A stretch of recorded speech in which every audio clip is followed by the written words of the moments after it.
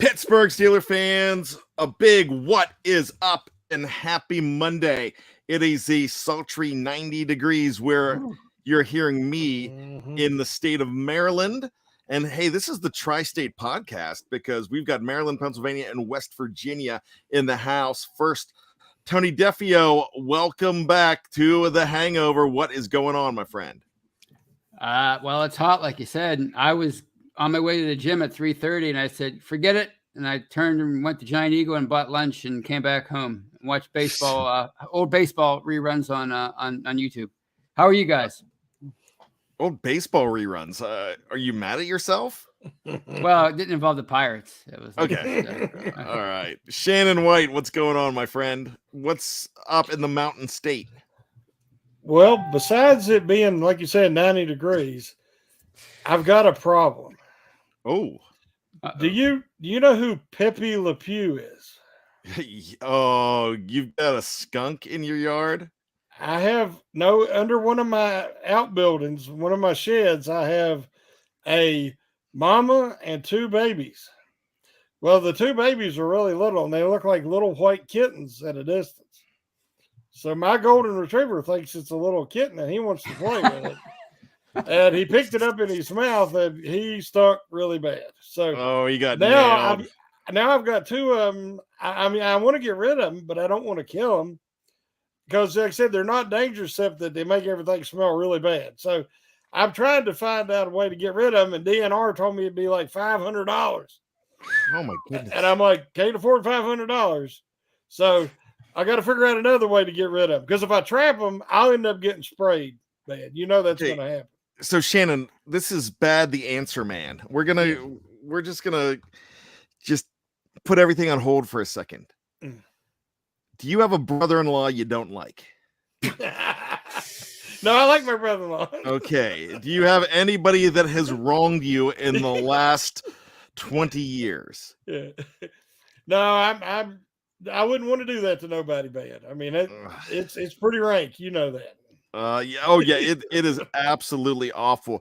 When you mentioned Pepe Le Pew, I'm surprised because it's a mama and two babies. Because when I think of Pepe Le Pew, I think of a really horny skunk from the from the Bugs Bunny cartoon. Yeah.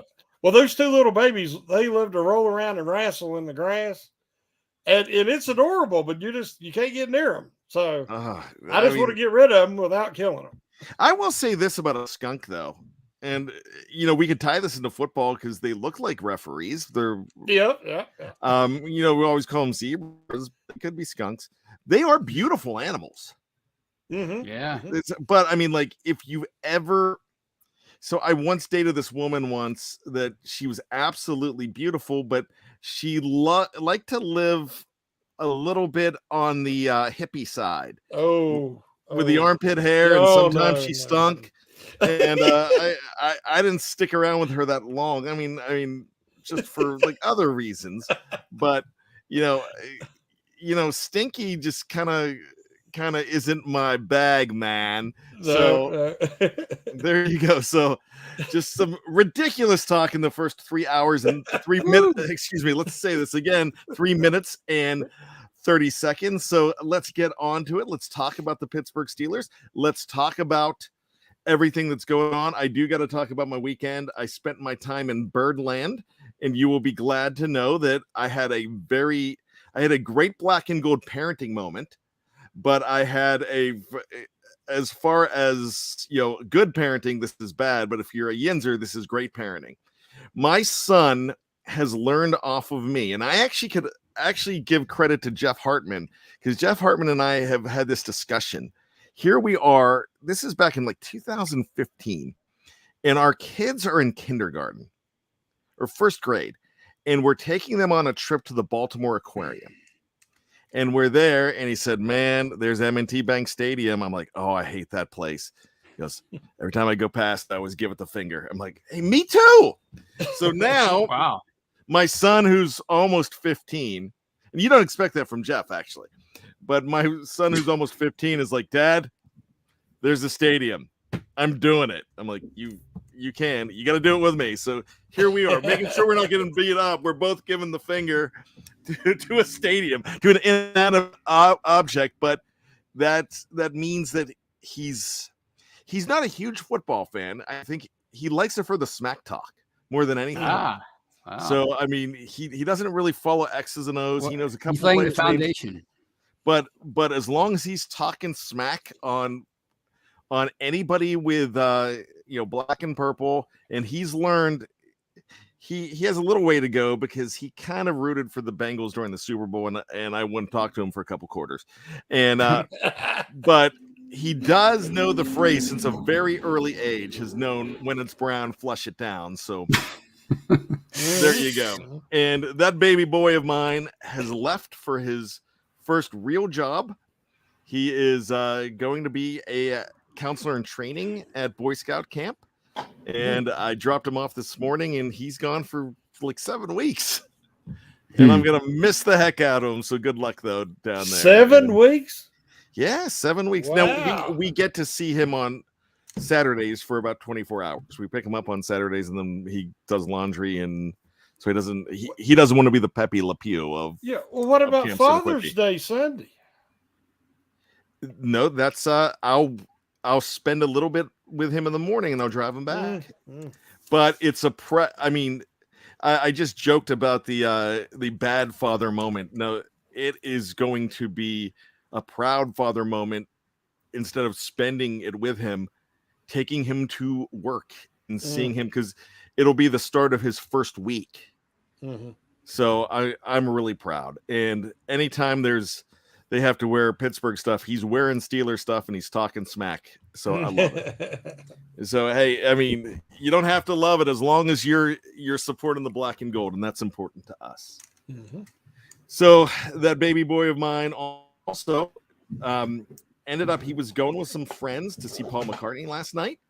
And this is why we were in Birdland, and he took me with him to the show. They had a cancellation at the last minute. I had a 6-minute turnaround to be able to get on that bus. And I'm like, I'm not missing it. It was an amazing show.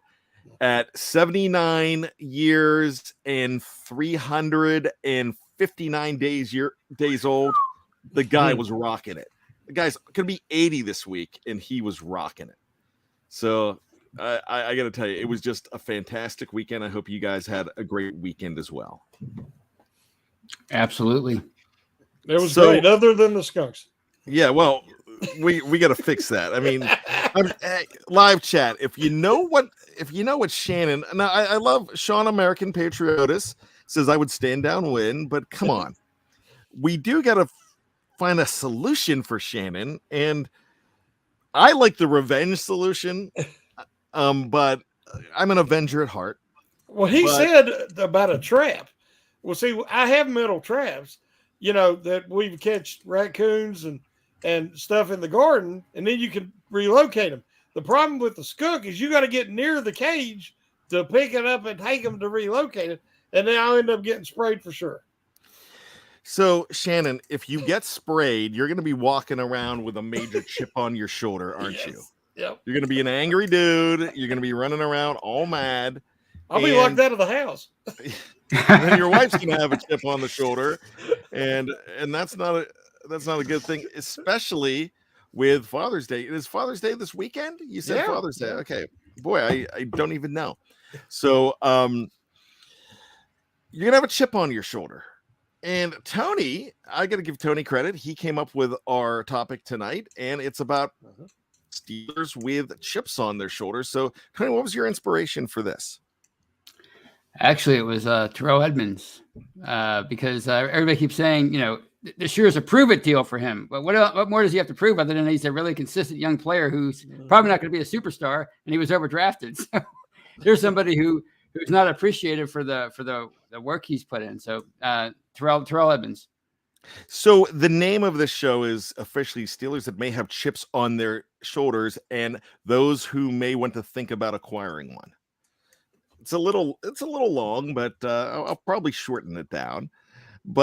Or Dan. But Terrell Edmonds, if that's your inspiration, let's talk about Mr. number 34 and talk about Mr. Edmonds and why should he have that chip on his shoulder. Tony, it's your call, so your start. Well, I mean, I think he's gotten better each and every year since he was drafted, and he's incredibly durable. And the deal he signed for the kind of player he's turned himself into, and for what you see guys getting in free agency now, I mean, for him to get that kind of a deal, I'd be pretty peeved off if I were him, and especially when everybody's always criticizing him and saying, well, he doesn't make enough big plays, and he was. He's some people call him a bust. I mean, you don't hear that a whole lot, but you hear it some, and he's far from a bust. So, I mean, there's a guy who, if he could take it to another level and stick it to people, so to speak, this year would be the year to do it, because I think he's still pretty hungry for a long-term deal, and for him to only get 1 year, besides the annual salary, but just 1 year, I think Terrell Edmonds. He doesn't have. I don't think he has anything to prove, but I think if he can take it to another level, then maybe the Steelers will be a little sorry for not wrapping him up and getting him a good deal. Shannon, as a Steelers fan, let's think about Terrell Edmonds here. Do we want him to have a chip on his shoulder? Don't we? Yes, he arrived at Pittsburgh, like Tony said, he's just super durable. He's reliable. He's not spectacular, but he's solid. And the best case scenario is if the defense improves, the defensive line does a better job in run defense, and Bush rebounds and Jax makes a difference, that'll help him. And if he could just be solid again and the defense gets back in the top 5 like they should be, then the Steelers might be able to resign him, might realize what he does bring and how important he is, and be able to sign him for a reasonable deal that's good for both parties. I'd love to see that happen. Now, I love Terrell Edmonds. Now, is he my favorite player? No. Do I have a 34 jersey when I put some duct tape over my D'Angelo Williams jersey that I had a few years ago? Yeah. Or if I'm wearing a jacket and I'm sporting a 34, we'll call it that one. But the biggest, and this is not a hot take, this is something that we've talked about for a long time. It's the fact that if Terrell Edmonds was a 2nd round pick, if he was a 3rd round pick of the Pittsburgh Steelers, he would probably be everybody's favorite player. Mm-hmm. And he would be respected as one of the best in the league. And he also might, if I'm not I want to be surprised if he be considered more as a potential Pro Bowler in the future. But because he was a 1st pick, I think that's a tag you put on him, and now he's unspectacular. Is he meant to be spectacular, guys? Was Ryan Clark spectacular? No, we talked about him last week. He was just a really solid, dependable player who had to play a role because he had a spectacular safety playing alongside him, and he had to kind of play a role so the other guy could freelance, and that's kind of what Terrell Edmonds has to do with Minka. You know what? Every Harry Potter needs a Ron Weasley. Every Batman a Robin. Every Michael Scott needs a Dwight Schrute. We could go on and on and on and on. And all I'm going to say to this is he knows his role. Mm-hmm. He shuts his mouth, and he doesn't miss any games. Right. Mm-hmm. And that's absolutely spectacular. You also have the number 11 pick in that draft. You have two of the top 29 players taken in that draft are both safeties, and they both play for the Pittsburgh Steelers. Mm-hmm. So I don't know why we are stuck on the fact that we need a superstar at every single position. Mm. You can't. You need puzzle pieces. Mm-hmm. You need things to even it out. And if he has a chip on his shoulder, kind of like Shannon said, that means he's going to be ticked off, and he's going to play even better. Does he have great hands? No. But once again, does not take a play off, mm-hmm. and is always around the football, and he does things that helps set up Minka Fitzpatrick. As far as I'm concerned, he's the perfect complement at that position, at that safety position. I think if you, like Brian Brown says, Edmonds is liable to have a big year too. If you put a chip on this man's shoulder and you let him go and say, you're playing for a deal, what's going to happen? It could be amazing. Shannon? One thing I wanted to say is, if everybody remembers back, the Steelers would get destroyed by elite tight ends. Happened all the time. And since Edmonds has come on, they do not get, I mean, game, and a tight end has a big first half. They switch that coverage up in the second half, put him on him, and he shuts him down. Yep. And then he also is, because of his speed, he's one of the faster safeties we've had.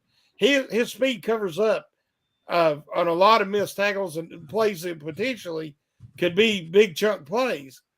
And last year, you think about it, they was so many times, they was huge running lanes.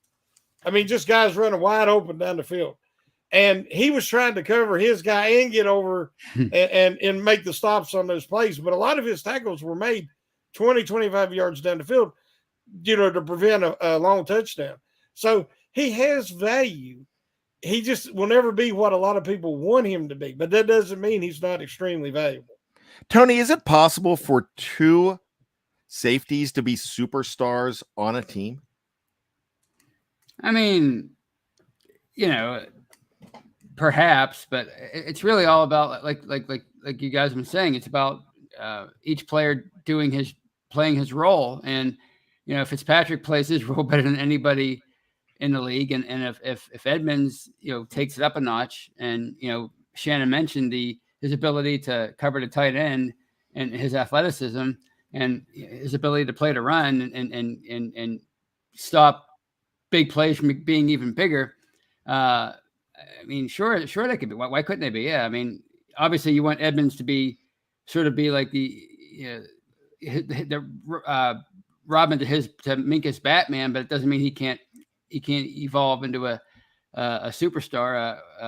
Carl Malone and John Stockton, they were both superstars, but they were two completely different. Stockton was just the distributor, and Carl Malone was the scorer. So I mean, I know it's not the same. It's probably a weird analogy, but I don't think anybody thought of John Stockton. They don't think of him as a superstar now, but he was during his day. So yeah, I mean, Edmonds could be a solid superstar if that makes sense. Josh Parker says Clark and Troy were the next best thing to two superstar safeties. I would probably say that's probably the second best safety tandem in Pittsburgh Steelers history. The best superstar tandem, as I struggle to speak, would be Don Michel and who he was playing with, whether it be Mike Wagner, whether it be Glenn Edwards. But Glenn Edwards went to 4 Pro Bowls, but he wasn't a superstar. Mike Wagner went to 1 million Pro Bowls, but no one considered him. Did we ever consider Wagner, number 23, a superstar, Tony? No, that's a great point. Yeah, that's a perfect point. That's you could be a solid player and make Pro Bowls. So yeah.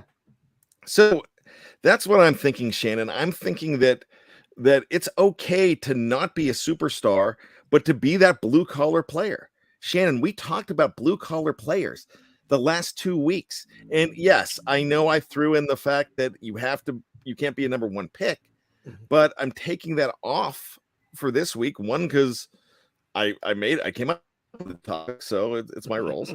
But the other thing is the fact that he plays like a blue collar player, and he does what you need. Can you imagine if you had 2 Troy Polamalu's?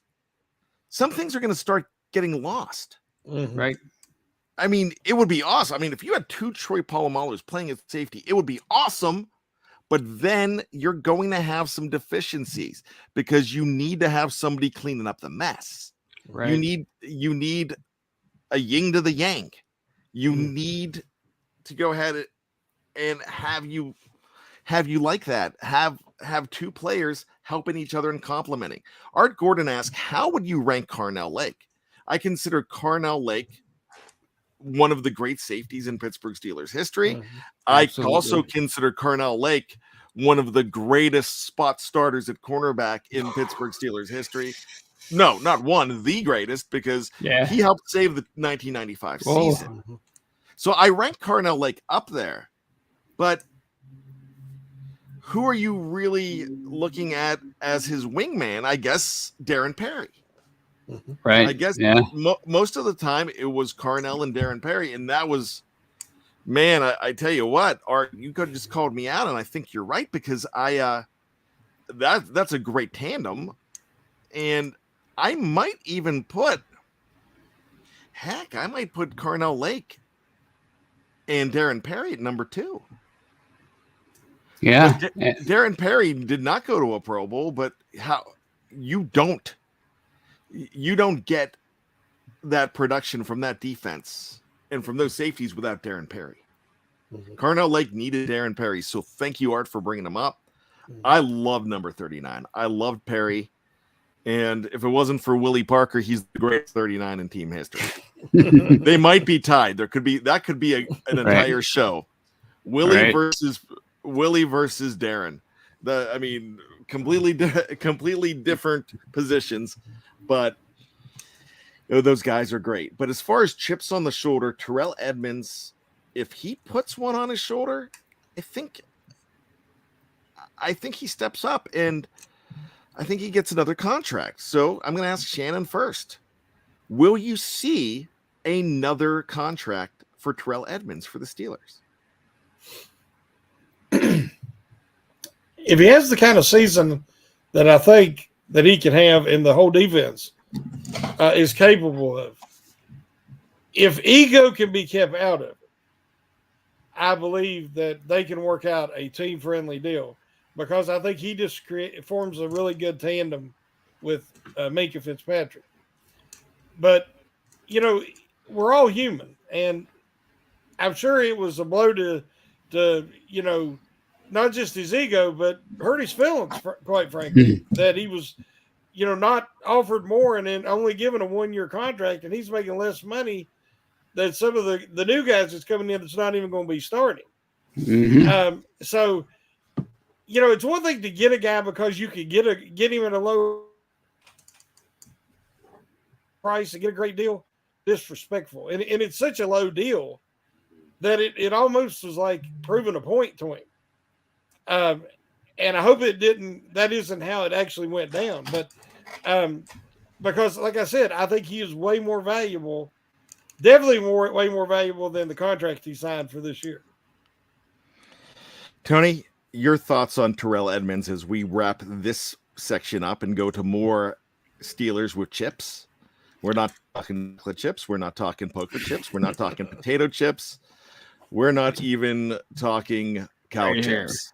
Right here on the shoulder, yeah. Big. I think it might be a Mike Hilton situation. If he has a really good year, he'll be like, well, I want to go and I want to go to the highest bidder because I want to prove to everybody that I deserve that kind of a contract. So I think it might be like a Mike Hilton kind of thing for him. If he has because by the time the season starts, Minka Fitzpatrick's probably going to be inked to a new deal, so they won't have to worry about that next year. So they won't have that as a priority. So Edmonds will be there, and it's just a matter of can they work out a deal, and if they can't give him the money he wants, he might just say, "Look, I'm going to the highest bidder." This would be a great topic for a show, and let's ask this question, Shannon. I'm going to start with you. How much does Minka Fitzpatrick rely on and need Terrell Edmonds? He can't do Minka Fitzpatrick things without Terrell Edmonds. That's a bold statement. I really don't. I mean, he's way more successful than he was in Miami. And I think part of the reason why is the usage and the way the Steelers use him, but also because he has Edmonds. And this year, if they have Kazee to play that deep safety role that they really haven't had, they tried to use Norwood there, but Norwood doesn't have the flat speed to cover, the full deep secondary. But with Kazee, that should open up Fitzpatrick to let him get back to his playmaking Roman ways, and hopefully he won't have to lead the team in tackles because the defensive line and the linebackers aren't doing their job. But I do believe that we will see a drop off in Fitzpatrick's play. Not so much a drop off, but his production as far as his big play, his splash plays, because he would have to cover even more like he did last year if Edmonds isn't in there to cover the tight ends and the run support. All right, so let's just say this: we're going to completely agree that Minka Fitzpatrick is great. We're also going to agree that one of the reasons Minka Fitzpatrick is great is because Terrell Edmonds is the George Costanza to his Jerry Seinfeld. Terrell Edmonds is the Potsy Weber to his Richie Cunningham. He is his Happy Hogan to his Iron Man. All right, I'm done. So, Shannon, I'm going to let you take next. So who do we got next as far as a guy that either has a chip on his shoulder going into camp or needs to have a chip on his shoulder?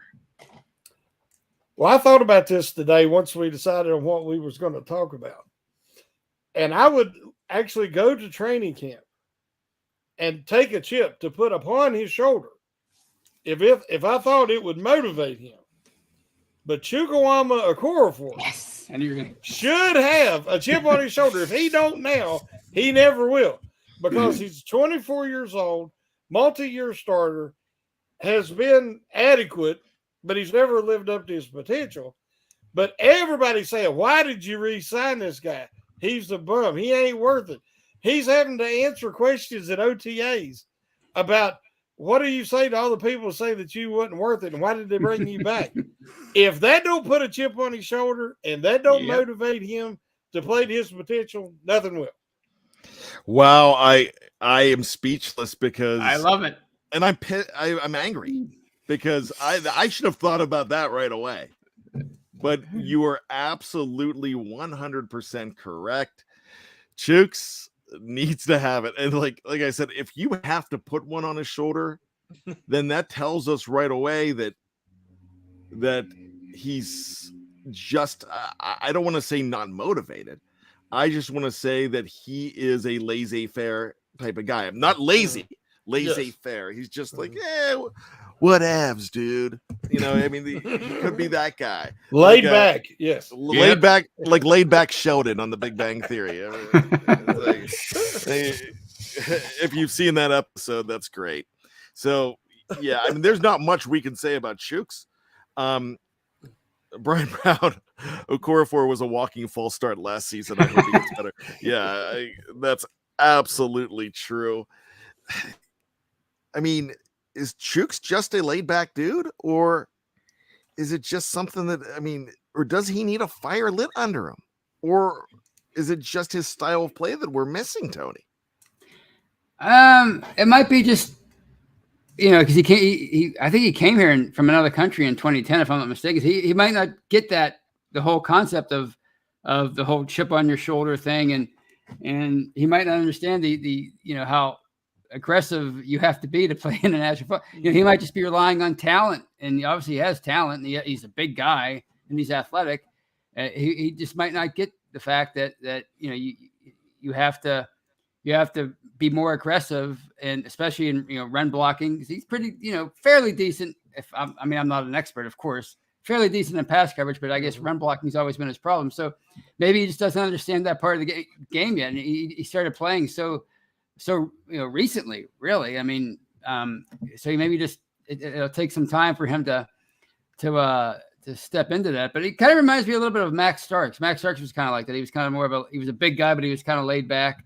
That's kind of who he reminds me of. And for him getting this contract, that's kind of what they did with Max Starks. I mean, they transition tagged him 2 years in a row, and people are like, why are they doing that? So that's kind of what this reminds me of is Max, and Max never really became a aggressive player. So maybe Shooks, maybe that's just not in the cards. Maybe if he can just develop into a really skilled technician out there, maybe that's all we can hope for.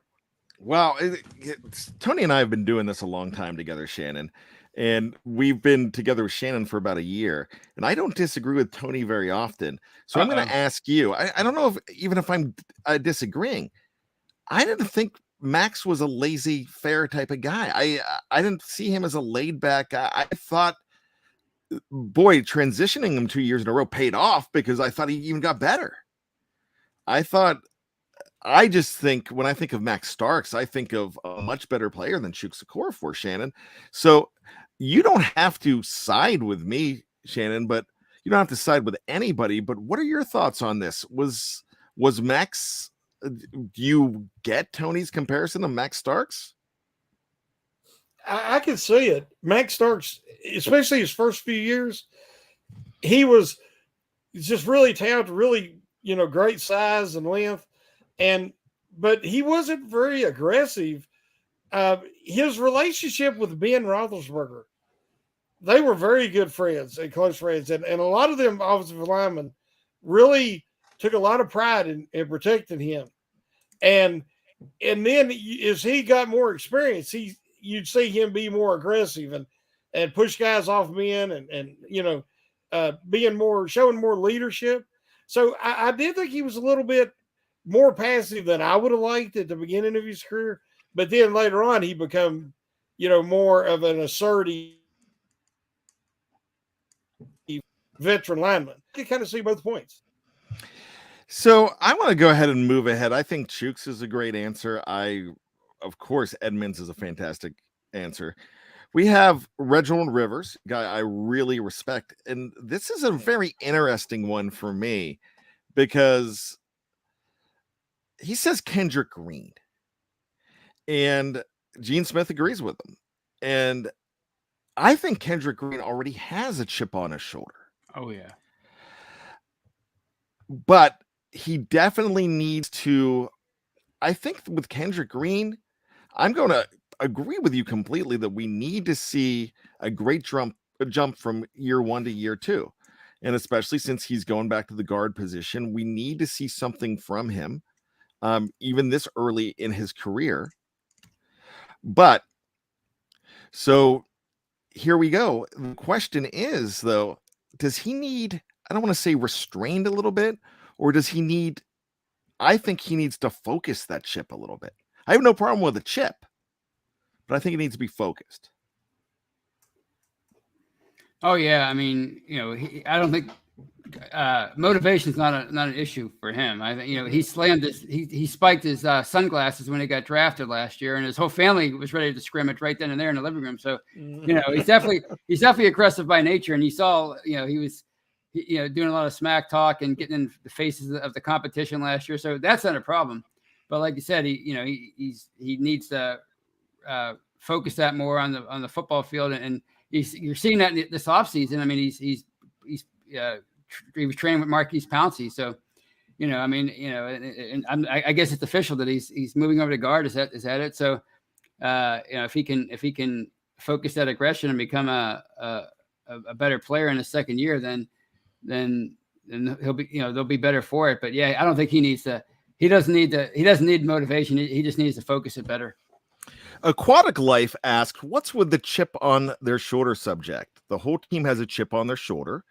The coach staff has chips on their shoulder. The new GM has a chip on his shoulder. Even the owner has one. Now, that is a great question. And I agree with you completely. And he even says more. The whole offense has one. The QBs have one. The rookies have one. On defense has one. The fans have one. Love Yins, but I wish you. I don't know what he's saying next. Brian Brown saying, Aquatic, it's a good off-season conversation. I appreciate both of you. What I'm going to say is, yeah, you're absolutely right, Aquatic. Everybody has a chip on their shoulder. But not everybody walks in with one. A lot have a little bit more laid back, and a lot of guys need to compete more. They need to be do or die more than ever. And I don't know if everybody is do or die this year. So that's the reason Tony came up with this topic. And if you like the topic, the The topic was come up with by Tony.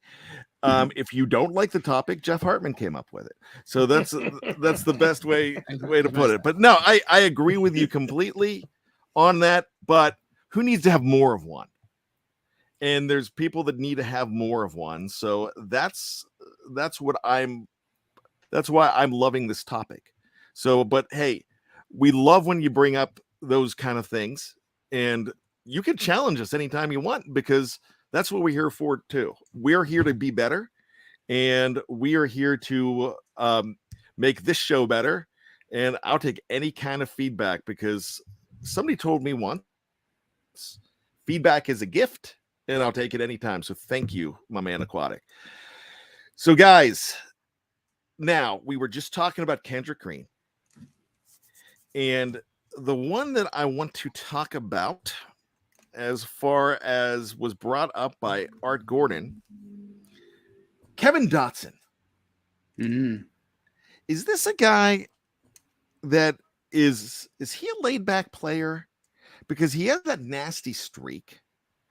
But what is it that has a lot of people thinking that Kevin Dotson needs to have that chip on his shoulder? He seems motivated, but others don't think he is. What do you make of Kevin Dotson? Because it's actually quite a curious case when you're thinking about number 69 here. Tony? Well, I love him. I love Kevin Dotson. He's basically my favorite player from that 2020 team. I just love his personality, and he's definitely aggressive enough. But what dominated last year, last summer at this time, or around this time, is that rumor that there were coaches who weren't happy with his work ethic, so he wasn't taking it seriously enough. So from that standpoint, maybe he has to have a chip on his shoulder to prove to everybody that, look, I'm coming into my third year, and I'm the starting left guard for this football team. Now, I think Shannon might have brought it up before. He's more of a road grader, whereas they're switching over to more of a zone blocking kind of thing. So that might be something where he has to change some things around to become better at that. But I think I think if he has to prove anything to anybody, it's his coaches right now. If those rumors last year are true that they weren't necessarily happy with him, and then they go out and they sign James Daniels and Mason Cole, and you have obviously Kendrick Green in the mix. So yeah, maybe he has to prove something internally. Well, let's talk about the quarterbacks real quick, and before we talk about the quarterbacks, let's see what's on the mind of Shannon White. I did want to mention one thing. Last year, there was the rumors I heard they weren't happy with Kevin Dotson's specific training. That he wasn't out of shape, but he didn't work on his footwork, so he could do more than just power block, and then he could do more zone blocking. And I think that what we're seeing this year is a lot of smoke and mirrors, because they're saying Kendrick Green is going to compete with Dotson for that starting left guard position. I don't see that happening with Green's short arms and, size disadvantages. He trained with Marquise Pouncey. I think Green trained to move into the center position, and then he gets to camp and they're like, okay, you're competing with Dotson, but they want Green to play both ways. So if he's not starter, he can be the swing interior guy. But I believe it's sending a message to Dotson that he's going to do what they ask him to do and specific training, or if he doesn't improve, he's not going to be starting. All right. So when we look at, there's a up here, and Devin Bush, Joseph Donovan, I love this, needs to have a bag of chips on his shoulder this year. And, you have Bush and Dotson, that were not 100% when they played last year. That's not an excuse. That's just, you hope that's the reason for what we think was the problem last year. If not, then you have a problem. If injuries weren't the reason, then you have a concern.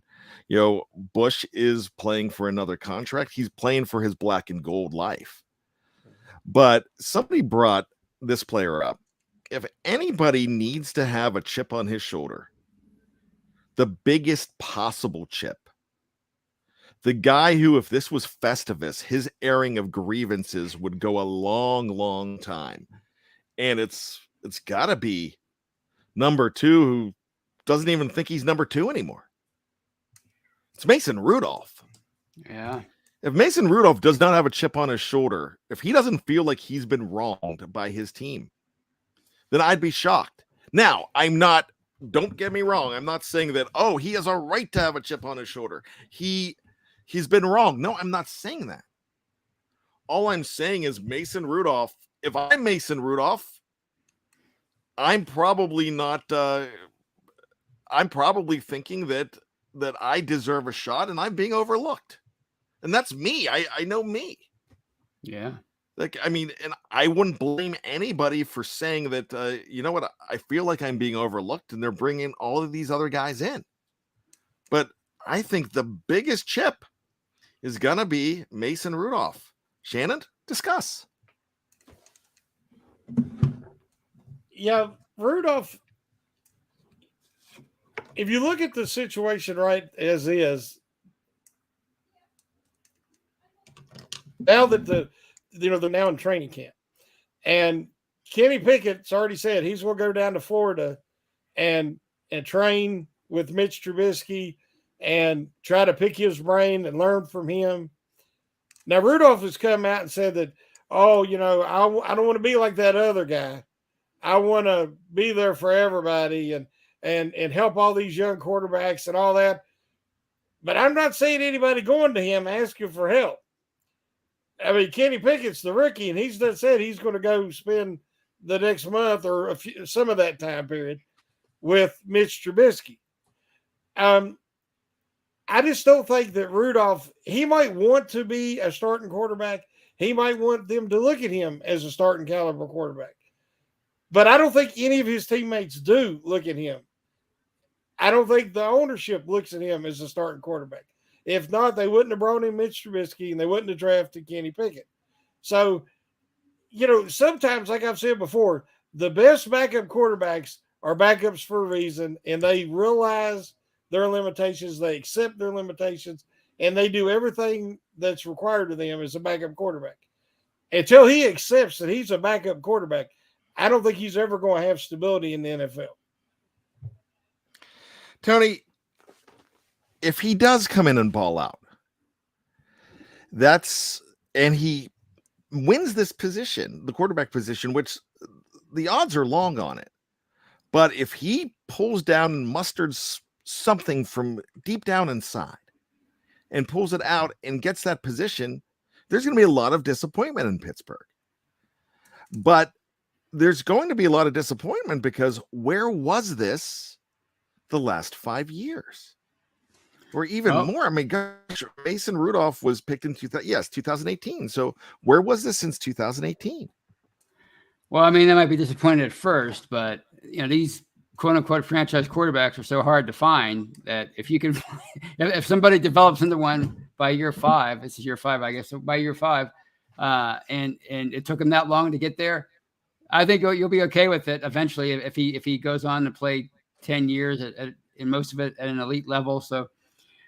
People might be disappointed at first. I know they'll be disappointed at first. They'll look at it as a failure by the other guys, Trubisky and Pickett, that they didn't, that Trubisky is just going to be a journeyman and Pickett was a bust. But if Rudolph just goes on and plays like Kurt Warner, and has that kind of a career, then I think people will eventually warm up to him. And when he writes his book in 30 years, he'll talk about his roller coaster relationship with the fans, just like Terry Bradshaw. So. That's what I'm looking for. I'm looking for that book in 30 years. I want to see the Rudolph bestseller. Well, I will be absolutely shocked if Mason Rudolph does all this. I'll be pleased. And it'll just be one of those things, though, that then you trade those other pieces of the puzzle and you get some extra things. I doubt that it's going to happen. I would love to see it. I mean, if you get a Super Bowl MVP and a Super Bowl trophy out of Mason Rudolph, that would be an amazing thing. And I tell you what, if it happens, I'm getting a Mason Rudolph tattoo on my lower back. Yeah, I'll put it right here. Yep, there you go. I have plenty of room. Oh, you're putting on the forehead. Don't do the forehead. Whatever, I mean, because if you lose a bet, look at Jeff Hartman. He's been wearing the George Pickens shiesty. That's true. The shiesty hat. So they're gonna do it, and I honor my bets too. But I'll get a Mason Rudolph lower back tattoo. There you go. Okay, that's so Shannon. As long as you don't show it. oh, everyone's seeing that thing. Yeah. Gentlemen, this has been a fun show. I agree with Aquatic Life for the fact that everybody should have chips on their shoulders to some degree, and everybody does. But it's also the point there. Some people need to get more aggressive. They need to channel that. As it's been 20 years since the John Cena ruthless aggression era in the WWE. You need some ruthless aggression out of these guys. And these are the players, if we change the name of the show, who needs ruthless aggression, that could be the same thing as the chip on the shoulder. Yeah. So I'm looking forward to this camp. I'm looking forward to seeing what all these guys can do. And a lot of these guys have an opportunity to become that guy that they think they can be and prove it to everybody else. And unfortunately, you do have to prove it. You have to prove it in football. And you could be a first-round draft pick, but after a while, you want to see it. And that's what we're asking for out of a Devin Bush. You can be a backup quarterback for a while, but you get to a point where when you're getting overlooked and other people, you're getting overlooked for a reason, and you've got to find a way to get looked at again like you were when you were drafted and you were thought of as the hero of the future. So, gentlemen, thanks so much for this show. It was a good topic. Had a lot of fun. We have so much to talk about and so much for you to listen to on BehindSteelCurtain.com. If you missed my show earlier, it was Bad Language. It was at noon. You also had a 5 a.m. show from Jeff Hartman, the Monday edition of Let's Ride. Coming up tomorrow, don't forget about the tight end position and Jeffrey Benedict. And it is from the cutting room floor. We have the Steelers draft fix. It's not the draft fix anymore, guys. Tony, why are you calling it the draft fix? We have the Steelers fix. Yeah, thanks, Tony. That's why I love Tony. I screw up, he takes the heat, even when I just throw him under the bus, and it's not his fault. We have the Steelers fix. It's now called the Steelers fix, and it's permanently going to be called that. Whether they're talking fantasy, whether they're talking draft, they're going to be talking everything. They're going to give you that fix. It is Jeremy Betts. It is Andrew Wilbar. Don't forget the Scobro show tomorrow night as well. I mean, I could go ahead and take the next 20 minutes and give you the whole lineup this week. It's good. But just check it out wherever you download your favorite podcast. Gentlemen, it's time for us to go, and I appreciate all your time. And for all of you out there wondering what's next, thinking that you've got it all figured out, and just when you think you've got all the answers, we keep changing the questions. Shannon, you've got to take us home. Woo! All right, for Tony, for Shannon, my name is Bryan Anthony Davis. You can call me Bad. This is BTSC. We love you. Thank you for spending your time with us. Have a great one.